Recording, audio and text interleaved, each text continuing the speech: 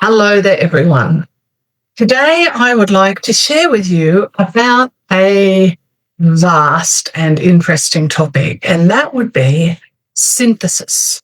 Now, synthesis for me is something I hear all the time as a practicing astrologer that does a lot of teaching of people that want to become astrologers. That you get all the wisdom, all the experience, all the learning, and then it comes to sitting down and working with someone to give them insight and exploration into their chart. Synthesis covers many, many areas. And so, when we look at interpreting a chart, we have to make sure that we speak the right language to the person that we are sitting with. So I wanted to just share a couple of tips. I am going to do a presentation on this very soon, which I'll be popping up here on YouTube. But for now, I'd like to give you a little taster, an introduction. For those of you that, whether you are amateur astrologers, when I say amateur, I mean perhaps not doing it full time, perhaps it's not your vocation, but it's very important to you and you want to be able to sit with a family member or a friend and give them insight into their chart. Or whether you are simply learning for your own synthesis or whether you are sitting with clients 7 days a week. This is a lifelong evolution for us as astrologers. So here are some of my thoughts on tips. Number one, who are we sitting with? Because if you are sitting with an Aries-like person, you don't want to talk too slowly like I am right now because I want to just take my time with sharing this with you. So you want to be quick, interesting. You want to be to the point. You want to be direct. You want to keep the energy flowing. But if you're with someone who is a strong Cancerian person, and keeping in mind that most of the sessions we do these days are like this, online, you want to maybe get in close. You want to create an energy where the person really feels you leaning in. You do a lot of perhaps lovely reflective feelings back to that soul. You ask questions like, how do you feel about that? Opposed to, how do you think about that? All these little nuances that make a big difference depending on who we're working with. We also want to make sure that we have the right training, we have to go and learn astrology. And I think, that's a big part of it. But I think an even bigger part of it is, allowing ourselves to use our intuition, imagery, symbolism, metaphors, creating visuals. And it's a little bit like on this side, we have all of the knowledge and schools and certificates and stuff we've learned. There we also have our life experiences, what we bring to the table as human beings, our ancestors, all of the stuff that our client also brings to the table. But there's a bridge. So from all the learning, all the knowledge, all the courses, etc., on this side, we have to go to the magic, the intuition, the need to really trust the space, not fill it with words or, if someone, allow a pause, create the space. Even on Zoom, this is totally possible. Create the space the magic happens in. So that is very, very important. And for those of you that are well on the way of doing sessions or readings with people, you will understand what I'm talking about. Trust yourself. Don't over-prepare.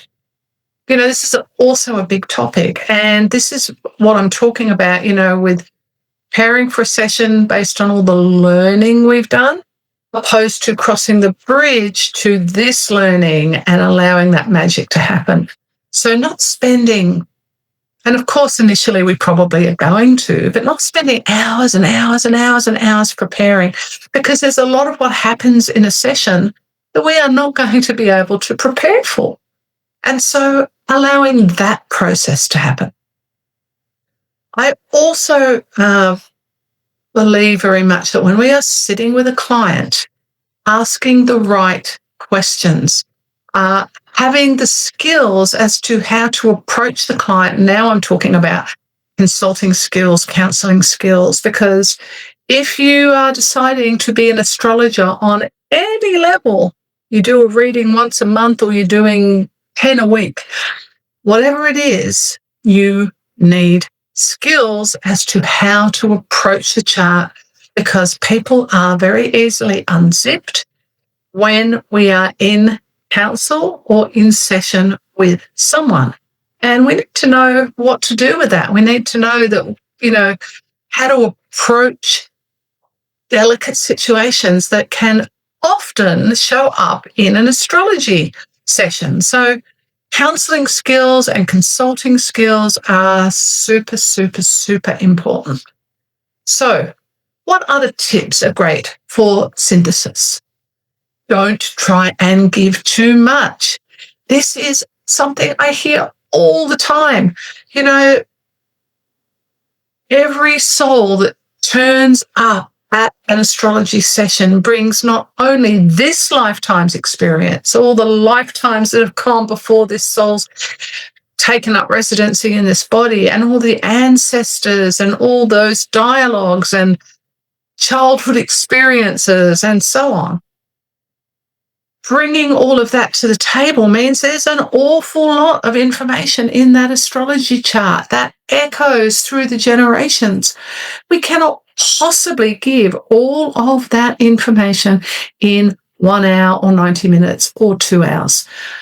So prioritize. That's important. Pick out the pieces that you believe and you trust yourself to be what is required for the client on the day. And really make sure that you don't hurry, allow the client to talk, listen to the client. And really, when you do this and you don't, because if you are overwhelmed, the client will be overwhelmed. So prioritizing and look at what's really important and sharing those pieces and not having everything sort of mapped out and written, allowing some of it to just simply unfold and create a dialogue and an energy with whoever you're sitting with. So that is also a very, very important piece. Now, I could say things like working with the elements. This is building block material of how astrology even works. The elements set everything up. So again, don't be afraid of keeping it simple, because keeping it simple can often be the most profound. If someone has an earth moon and somebody else has a fire moon, what does that person, the fire moon person, need that perhaps is not what the earth moon person needs? And how do you relay that to the client? How do you present it? How do you get the person to talk to you about it? Aspects are created through the modes and the elements, not the planets. The planets are in a sign, and that sign creates a dialogue with other planets, of course, all designed based on that soul contract that you signed up for before this incarnation. But I guess what I'm trying to say is, if we don't give too much and we present the session based on who we're sitting with, and we keep it simple, we can give a really profound exploration. So whether you're doing sun, moon, ascendant, whether you're doing a full natal chart, whether you're doing the nodes, whether you're looking at transits and progressions, whatever it is, be clear. Do the Virgo thing. Just have it a nice order and minimalize, and make sure you listen to why is the client there? What's their needs? Not just base it around what your needs are. So as I said, I'm going to be doing a presentation on this, which will be up on YouTube in the not too distant future. But for today, I hope that my tips on chart synthesis has been helpful. And if you have experiences with chart synthesis, I can't even say it apparently, or you have questions, please pop them into the comments box. I love to try and always answer anything that people put in there. And until soon, have a wonderful day. Bye for now.